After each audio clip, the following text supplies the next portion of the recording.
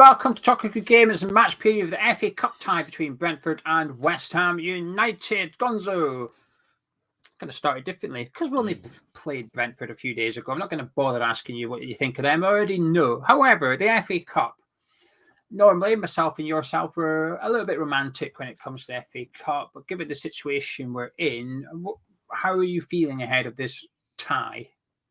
I'm not feeling romantic, Geo. This is more like a quickie behind the bike sheds, quite frankly, for me to get it over and done with. Do you know what I mean? There's no rose, no flowers, there's no trip to Paris for this one. Very, very unromantic, it has to be said. So I just don't care. I've got to say. And I'm glad you gave it the context. For context, normally we do. I am not one for throwing a cup competition.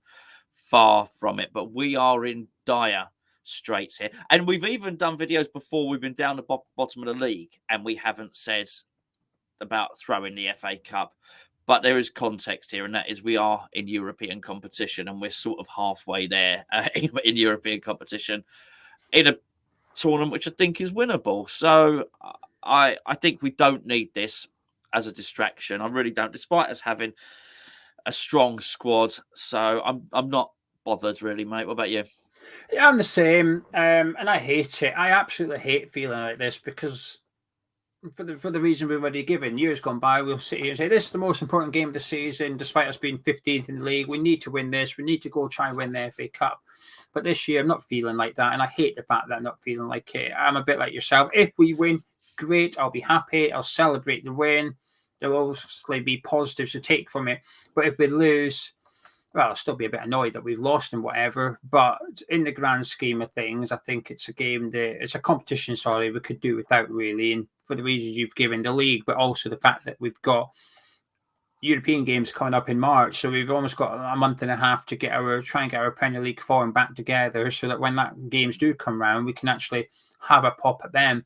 But this one, not really. I think, can't really be doing with this. But this game, though, can it be used for future, though? Is it good for confidence? Is it good for Moyes to try something, whether it's formation, whether it's personnel? I mean, it's almost like a glorified training session if you don't care about it, but it can actually be quite helpful, I think, to almost do something away from the pressures of the Premier League.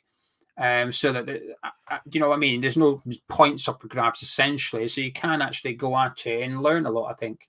Well, yes and no, but not for Moyes. Moyes has had, if Moyes wanted to do that and showed any interest in doing that, he's had plenty of time when the World Cup was on. We've had lots of time on a training pitch. We've had friendly warm-up games. That was the opportunity to do that. I'm not saying this isn't, but my point is, if he was going to do it, he would have done it then and now. The fact that he didn't do it then suggests he's not going to do that now. However, I do think individually there is benefit for getting players into form, back to form, giving some players match sharpness, having a look at players, seeing if they can do it. Because I think Brentford will be good. Whilst we've skipped the usual first section of the show, we've only done that because we've just played Brentford. If you go back and rewind, you go and look at Brentford Premier League preview, you hear what we say about Brentford, and we both think they're pretty good. So I think Brentford will be good for this game, and I think that affords you a certain level of competitive action where people can test themselves. That's just not the same as a friendly. So whilst I don't expect him to do anything remotely innovative tactically, individually, some players can test themselves against a decent team. I had a look at Brentford actually with their cup games this season and last season just to see how serious they take it. Is it a priority for Thomas Frank, etc.? And in this competition last season, they beat Port Vale in this round, and then they got beat 4-1 by Everton in the following round. But their lineups were pretty strong, actually. There's one or two players rotated, as you'd expect, but generally there was 8 or 9 that would start their next Premier League game in there. So the result was a bit surprising. When I saw it was 4-1, I expected a second-string Brentford team. So when I saw the team, I was surprised at how strong it was. Earlier this season, they got knocked out of the League Cup on penalties by Gillingham, I think. So their attitude towards the Cups perhaps is a little bit, we've got bigger fish to fry here, and that is remaining in the Premier League as well. But they're possibly in a better situation than us going into this. I mean, could you argue that this is actually quite good for Brentford, that they could take this cup quite serious? Oh, yeah. Absolutely. Brentford are a difficult team to play against, and they've got, well, I was going to say goal scorer. Obviously, Tony's got his injury and then he's got his suspension to deal with, but it looks like they've arranged a deal to get a player on loan with an option or obligation to buy. So they're a good team. Brentford, they've shown it, haven't they? Brentford have shown they can beat anyone on their day. If you can beat anyone on your day, you've got a chance of winning the cup. So if they take it seriously, they've got a chance of winning it, no doubt about it. If they beat a Man City this season, Brentford, they've got that right. Yeah, at the Etihad. If you can beat Man City, you can beat anyone. So and they just beat Liverpool in their previous Premier League game. Exactly right. So why not? Why not? They should go for it. They're not going to get relegated. Go for it. Well, wow, that would be impressive, wouldn't it? A club like Brentford, bearing in mind where they've come from and the development of the club and the stadium and all the stuff, the infrastructure to go on and win the FA Cup and get European football would be amazing. Yeah, I agree. I think they should be going for it as well. I think they should be keeping an eye on the league because every team at the minute is like 3 results away from getting sucked into the relegation scrap. But you imagine they'd be okay. Wissa's a good striker. He's shown that against Liverpool. They beat Liverpool comfortably without Ivan Toney in the team. And like you said, they've moved quick in the transfer market to get a striker in. He has signed on loan, and I don't know how good he is. I don't know if he's adequate enough to go straight into the starting lineup or if he's somebody that's more for the development team. I have literally never heard of him. But the fact is, it's the 5th of January and they've gone and got a striker in just in case something happens to Ivan Toney with the suspension thing. I know he's got injured, but they wouldn't have known that when they start pursuing identifying this striker, which is sums up what we were saying about Brentford in the previous video, I guess. As for David Moyes, Gonzo, I've got a bit of a theory. Well, actually, I'm not going to tell you my theory because I don't want to influence what you're going to say. Does this game impact David Moyes' future at West Ham United? I don't think so. I really don't. I think win, lose or draw, he keeps his job, and I think all eyes are on what the Wolves game. I really do. What was your theory? It's win-win for Moyes. We win. Brilliant. There's some evidence that Moyes is going to turn this round. We get knocked out. Oh, it doesn't matter. If distraction's gone now. Carry on, please. I don't think it impacts him remotely. I think he either stays as he is or he increases his status quo with the board, if you like. So I think it's a win-win for him. But right now we're going to turn our attention to West Ham in regards to team news. It's as you were in the previous game. Perhaps some doubts over Vladimir Soufal after he limped off with a damaged knee, shall we say, against Leeds United. Kurt Zouma is sort of back in training ahead of schedule, but I imagine this one will still be one too soon for him. Maxwell Cornet is possibly still in fans discovering which rare condition he has. Before we do the teams, though, just want to point you in the direction of our Patreon service. It's the start of the month, so it's the best time to join for value to get a bit more bang for your buck. Over on Patreon, it's essentially a third channel, and we have loads of videos over there, such as our player ratings, our monthly mug of tea, our monthly Q&A with a person of interest. We've got my opposition prediction, we've got the Patreon podcast, we've got Hammerlytics, and we've got the exclusive Anton Ferdinand podcast as well. But even if you're not interested in more Hammers Chat videos, it's a way that you can support the channel to help us keep making one video per day per channel. Without Patreon, we'd only upload 2 or 3 times each week, and that is it. You wouldn't get one video per day. So it's because of Patreon that allows us to do this free content on YouTube. So if you fancy joining up, patreon.com/HammersChat, links in description and pinned comments. You can join from £3.60 per month, or you sign up for the year, you save 10% as well. Gonzo, what team would you like to see? Talk me through your goalkeeper and your defence, please. Okay, I've got Areola in goal. Agreed. Harrison Ashby at right back. Agreed. I have got Ben Johnson and Agurd as centre backs. Probably not agreed. And I've got Emerson at left back. Tell me yours, please. Well, I've got Ben Johnson left back. I thought when you said Ben Johnson, oh, here we go. We've got another match. Ben Johnson at left back. And I've gone with Ogbonna and Kerr in defence. I forgot. Whoops. Yeah, I'll be honest. I forgot about Ogbonna. Whoops. I'll be honest with you, Gonzo. I'm wrapping Agurd up in cotton wool and bubble wrap and everything, which is no unnecessary risks with Agurd, please. He's played his game against Leeds. He was very good. Get him. I don't even want to see him in the squad. You go put your knees up, sunshine, and get ready for that. So sorry, you've got who as centre back? Kehrer and Ogbonna. Okay, yeah. Because I want to give Kehrer a bit of a chance to redeem himself at centre back. This full-back malarkey needs to stop now, Teal. No more. No left back, no right back. But he has had some good performances. He's had some rubbish ones, but he's had some good performances at centre back. So I put him in there, but mainly because I just don't want to see a Gerd used. And I think Dawson will struggle against Brentford as well. So for that reason, my back four will be Ashby, Kehrer, Ogbonna, and Ben Johnson. Moving into midfield. What you got? I have got Flynn Downs. Yes, agreed. Ekwa and Lanzini. I agree with Lanzini. I knew you were going to have Ekwa. You did. Just tell. You're very clever and perceptive like that. I get it.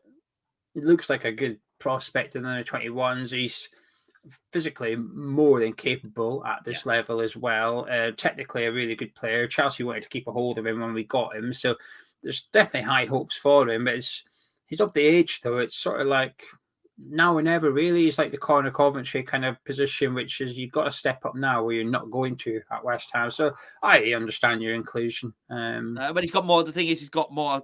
I want to inject some energy into the team. And he's just got a bit more pace than Coventry. He's a bit more mobile, and it's that mobility which I'm sort of sick of seeing, a lack of mobility at West. I'm not blaming it on Connor Coventry, by the way, far from it. And I just think he brings a little bit of dynamism. I think. Well, I don't think we should play Paqueta. I think Rice should be rested as well, and I don't want to see Souček in there. I just would like to see Downs playing alongside him because I think there'd be a buzz about that central midfield. Well, I've gone with Downs and Lanzini, as you know, but I've also gone with Pablo Fornals. I think it's the last 3 or 4 previews you've done. I've been Fornals centre mid. I'm probably going to have to keep on saying it until we actually see him centre mid, and I'll either be proven incorrect or justified. And this is almost like a little trial match. This is why I said this is like a glorified training session to some extent, which is try something. And Fornals centre midfield is trying something a little bit different. Having Flynn Downs behind him in an actual defensive midfield role shouldn't be trying something different, but it is, considering we've used him as a number 10 too often. But put Fornals in there and have a look at him and just... Souček's shirt should be up for grabs after the Leeds game. Well, let's give a couple of players a chance to win it. And I think Fornals is probably my leading candidate at the minute. So I would like him in there. Now, your front three is going to be interesting, actually, because there's 2 ways you can go about this. You either go full-on rotation and you bring in players that need the game time for match sharpness, etc. I've got a feeling you're going to play somebody up front. Or you go... Or you go the other way, which is stick with your main 3 and try and get some goals and confidence among them. Well, I'm definitely playing somebody up front, just like I'm playing somebody in goal. You've got to do this if you're putting 11 players on the pitch. But either side of that somebody up front, I'm going to go with Ben Rama on the left. I'm going to go with Jared Bowen on the right. Interesting. Now I don't know who your striker is because I was convinced it was going to be Mubama, but now I'm not too sure that you've just pulled out Bowen and Ben Rama. My striker's going to be Marshall. Interesting. There you go. I want to see what he can do. I just want to see what he can do. I've seen what Barack Obama, Mubama. I can see what Mubama because he's not got much mobility. Old Barack Obama up front. He makes a good decision, but he's not too mobile. No, I've seen what Mubama can do, and I've been pretty impressed. I'd like to see. I know we're lacking leaders. We're bloody hell. That's a bit extreme. That's absolutely right. He's definitely captain material. I've seen what Mubama can do, and I quite like it. By the way, I'd like to have seen a little bit more. So you're not going to play him? No, I also want to see what Marshall can do now, because I think there's one thing. Mubama's a lump, right? He's a big boy. He's not, he's not. He's a man. He's a man. There's no point calling him a kid. He's a big, physical striker. Marshall's not, and I think what we're crying out for, sometimes in games, is a blend. I don't like Bowen being moved out wide. I think Bowen's finding form. I don't want to move him around at all. And I would like to find out if, when we're struggling in games, what we need is a big guy and a little guy partnership, whether Marshall can do this. So, particularly we've just finished doing a Patreon video and we were discussing how Skamaka doesn't press the back three, how he likes to drop deep and stuff like that. And I may well find that someone like this would complement that, would immediately run in behind Skamaka rather than occupy the same space as he does, which I suspect and Mubama does and Antonio does. So I just want to see, just to try him out, see if he's see any different. I get it. I'm not going to sit here and pretend I think you're bonkers. I think it's a wild call. It's a bold call, but I do get it. At the end of the day, he's out of our entire club. I assume he's our top goal scorer. If you look at it, I say if you're underage group, you go from under 18s onwards, he's the one that's banging in the goals, and stepping up to under 21s, he's still scoring goals and stuff. So I do get it. There is logic behind it. Myself is Bowen, Benrahma and Skamaka. I think that is our front three that's going to get us out of relegation trouble. And I would like them to start this game, and hopefully at least one of them gets a goal, and ideally one of them gets an assist between them as well, and just get their confidence up. We don't have another game until a week. There's a week's rest between Brentford and the following game in the Premier League, which is good. So I think in terms of fatigue, yes, anybody away to play their fourth game in this period is going to be tough, and we've got some players in there like Jared Bowen. We're saying, Jared Bowen, this is your fourth game, tough, we need you. But he's done it before. He did it last season. He was playing Thursday, Sunday. Bowen, his energy levels haven't dropped. But I would like to see Bowen, Skamaka and Benrahma. I think we need them three to get goals. Well, Bowen's had a month off. Bowen won't be tired. He's the only player as well. Looking at my team and from your team off the top of my head, he's the only player we're asking to play 4 games. You know, Rice is getting a rest and Dawson's getting a rest, etc., etc. Interestingly, you've picked the same formation that we played against Leeds with. Is that the formation you would like to see going forward for not just this game, but in the next couple of Premier League games as well? Maybe. It depends who's available. I want to see Zuma and Agurd as central defensive partnership. I'm not convinced that any other player to fit in there. I think those two are outstanding defenders. Yes. I can't find a third of comparable quality. So that in itself forces my formation upon us, really. I would. I mean, we spoke about earlier on in the video about Brentford getting in there early to do some January business, pardon the expression. They're not the only team to do some January business.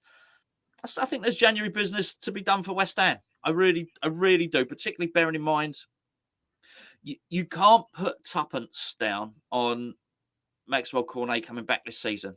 He might, but you have no evidence. The only way you can counter that is with a hunch.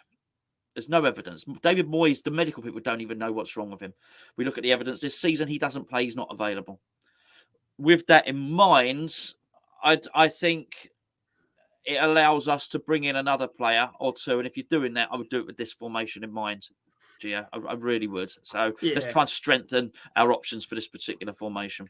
Yeah, I agree. I think there was positives from the Leeds game, and I think this formation, I think, is the one I really like in football anyway. I think there's a lot more strengths than there is weaknesses, and you can almost play against any formation that all position deploys. And I think there was enough positives to take from last night in the sense that we found Paqueta's position. We've got Declan Rice in there, we've got Bowen in there, we've got Skamaka up front, and actually we're starting to form a spine to the team now with Aguerd in there as well. And yes, we've all got different opinions over the keeper, but regardless, that's now David Moyes got his centre back, he's got his defensive midfielder, he's got his centre midfielder, he's got his right wing and his striker. These players are now starting to nail down their places and then starting to level, which is important. It's now about filling in the blanks, which is who's left back, who's right back, who's left wing. We know who it should be, but who's left wing, who's the other centre midfielder. And I think this game is one of those where actually let's try and discover something. And if Ashby does play and he plays really well, then don't rule him out for the next game. Consider him for the Wolves game and the Everton game. Don't just go, well, you're not playing because you might be off. It's a week into January transfer window and he's still here. So it's not a done deal that he's definitely leaving in the window. And I think sometimes in football, you can't cut your nose off to spite your face. But we're not in the position to do that. We are not in the position where we can leave out players because they perhaps see their future lying elsewhere. And like I said, we're happy to allow other players to play, despite them wanting to leave in the summer. You can't just exclude the ones you don't like with that rule and not apply it to others. Are you confident? No, for sure. No. And I would be confident even, picking my team, but I don't overly care either. So that doesn't particularly matter, really. No, it's hard to be confident with West Ham at the moment. Even David Moyes even highlighted, we can't even defend throw-ins, which is nice that he's noticed that. But eventually, there you go. Well done. It's nice, isn't it? Have all those coaches there and all the iPads and all the rest of it. And 2 weeks late, he comes out and says, I think we're struggling with throw-ins. Nice one. Anyway. I don't know. I'm not sure tactically he can deal with it. The only thing that gives me any hope is nothing West Ham do. It's when you mentioned what Brentford did against Gillingham. That gives me hope. And that's got to be a major worry. That I take my hope from how poorly they played in the Cups in previous seasons. That has nothing to do with West Ham at all. Hopefully, Brentford take their after ball and I guess we get through. But you know what? I won't be that bothered. I am more worried about fixture congestion further down the line. I really am. We got bigger problems at West Ham at the moment without worrying about playing Brentford. But hopefully it allows. I'll be delighted if we put out a team and as my team and Ekwa played well or something like that, or Marshall played well. That would be really, really good. I think it's insignificant. It won't change anything. It won't change anything. But I'd like to say it won't change anything while David Moyes is there. But you never know. Look, you'll enjoy as a West Ham fan, and that's it. I absolutely. Yeah, it would be nice to see, because I do think almost anyone else comes in and takes over the job, and I do not believe that David Moyes is securing his job. Well, not at all. I think then the new people come in and they look at that, and I wouldn't be at all surprised if a new manager came in and he looked at Flynn Downs and said, "Oh, actually, I like him. He's in my team." That would not surprise me in the least. But I also wouldn't be surprised if they looked at someone like Ashby and did the same thing. Now, obviously, he might be gone or whatever. So I think this is important. Whoever's going to get the West Ham job, and I say this like David Moyes is going, and I only say this because, without giving a spoiler ahead of the Wolves game, but I think the Wolves game is pivotal. Whoever is going to get the West Ham job, if David Moyes loses it, half knows it already, or half knows they're in the running for it. If you know you're in the running for the West Ham job, you're watching the West Ham games at the moment. So it's not just you could pick anyone. It doesn't have to be a young player. It could be someone like Lanzini. Whoever you are in the West Ham team, if we are going to replace our manager in the next game or two, which is I think is likely, they're going to be watching you in this game. I think that's fair. David Moyes did it when Moyes returned the second time. Did he not say, "I've watched the last 8 games" or something like that? He was watching Pellegrini's reign coming to an end. Yeah. He knew that he was possibly going to be returning. So I think that's fair. And yeah, I agree. I mean, you look at Brighton; they've put Ferguson up front, haven't they? He got his first start, 18 years old, got us a goal and an assist.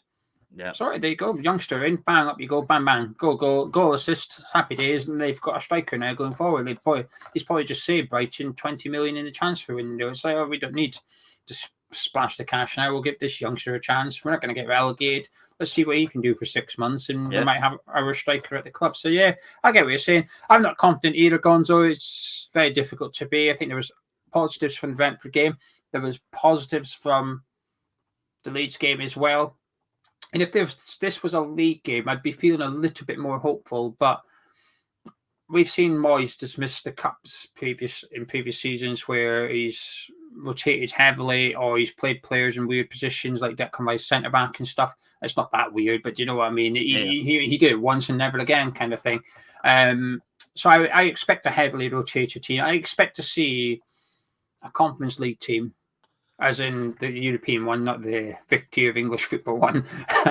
we've seen the 5th tier of English version recently, but I expect Emerson, Ben Johnson, Lanzini, Antonio, experienced players to come in. With I don't think we'll see any youngsters. I don't think we'll see Marshall or Ekwa. I don't think we'll see Ollie Scarles. No. I hope some of them are on the bench, and I hope some of them get game time as well, because you might discover something.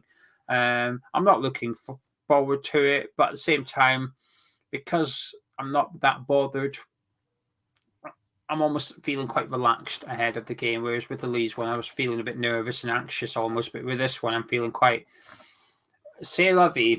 Whatever happens, happens. Can I get your final run score prediction, please? Yeah, I just what can I say? It's FA Cup weekend. We should be having a lot more excitement than we are actually having, but that's just a result of everything, the league position and just everything else that's going on at the moment as well. And I just hope we can.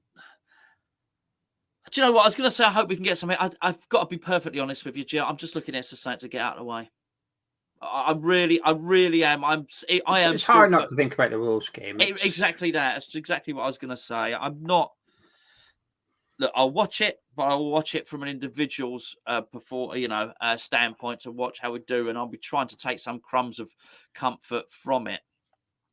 But I do think, in terms of anything that happens in this game impacting what David Moyes does against Wolves, I think it is irrelevant. It doesn't matter. You could be any one of these players. Let's say I think Flynn Downs starts. Flynn Downs can get man of the match in this game. And as part of that man of the match, can get 100% passing, 100% tackling, score an overhead kick, lift up his shirt to reveal a T-shirt with its printed "I love Moisey" on it. Don't lift up your T-shirt again, because then you'd be revealing too much. Don't do the double T-shirt lift. And I still think he still doesn't get in the team. Of course he wouldn't. You called him Moisey. Absolutely. Areola could play like, what's his name, Magnotta? What's that his name? Who? The one with the cat-like reflexes. Luca Magnotta. Yeah. So I think Areola could play like Magnotta. And just be absolutely brilliant. A load of world-class saves, a load of cat-like stuff. And he doesn't get into the team. So I just think, and I say that there's no point me going through the whole team. You get what I'm saying. It's completely irrelevant.